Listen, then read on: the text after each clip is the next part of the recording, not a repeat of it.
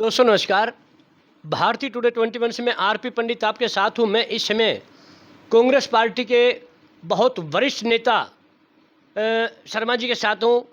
पंडित जी एक बात बताएं, जैसे कि आप भी हल्का घरोंडा से टिकट मांग रहे थे और ब्राह्मणों को जिस तरह की एक उम्मीद टिकटों की थी कांग्रेस पार्टी से, उस तरह की टिकटें भी कांग्रेस पार्टी ने दी हैं।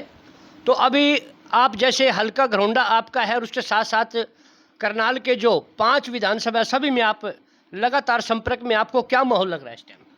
देखिए, अब की बार कांग्रेस का जो माहौल है हरियाणा के अंदर, जो लोकसभा में था पिछले कुछ महीने पहले, 3-4 महीने पहले था, उससे अब 25% जो माहौल है, उस समय माहौल एकदम उभर के आया था।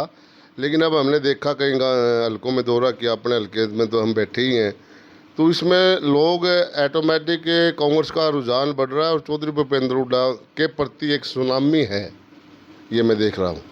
तो आप कह रहे अभी सुनामी है, तो सुनामी किस तरह की है? लोगों में क्या है, एक संदेश है कि अभी कांग्रेस की सरकार है, ये इसलिए वोट ज़्यादा बढ़त में है, या तीसरी बार बीजेपी जैसे कह रही है कि हम हैट्रिक मारेंगे?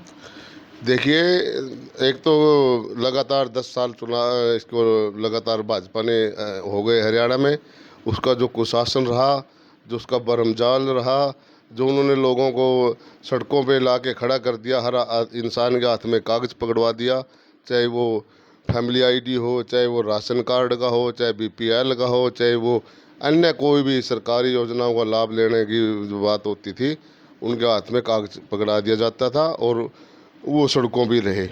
उससे तंग आके लोग कांग्रेस की तरफ देख रहे हैं। अच्छा, जैसे कि शर्मा जी मैं देख रहा हूँ कि आप हल्का घरोंडा के गांव-गांव में वोट मांगने के लिए जा रहे हैं, तो काफ़ी नेता जो वोटर जो टिकट चाहते थे, कुछ लोग क्या अभी भी नाराज हैं या एक हो चुके हैं?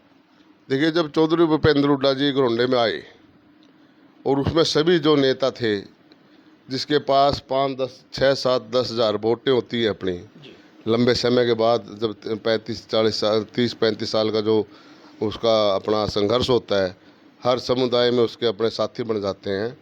तो मैं समझता हूँ कि वो सब साथी वहाँ आ ही गए थे, तो वो चौधरी भूपेंद्र हुड्डा को देख रहे हैं लोग। नहीं, जिस तरह से आप और सतीश राणा को हमने देखा है कि कंधे से कंधा मिलाकर आप कई बार मैंने देखे हैं सभाओं में राठौड़ जी की, तो उस तरह अन्य नेता लगभग कुछ पीछे दिख रहे हैं। देखिए शर्मा जी, मैंने तो कोई ऐसा नेता नहीं दिखाई दिया। अगर आपने कोई दिखाई दिया हो तो उसका नाम बताओ, क्योंकि सब अपने अपने तरह से काम कर रहे हैं। काम करने का अपना अपना नज़रिया होता है, क्योंकि कई कैंडिडेट स्टेज शेयर नहीं करना चाहते, वो अपने हिसाब से अपने उसके कार्य करते हैं, और कई लोग स्टेज करना चाहते हैं, उनके पास लोग नहीं हैं। तो ये दोनों बातें अलग अलग से हैं। मैं ये समझता हूँ कि सभी ही कांग्रेस का काम कर रहे हैं, चौधरी भूपेंद्र हुड्डा को देख रहे हैं लोग बस।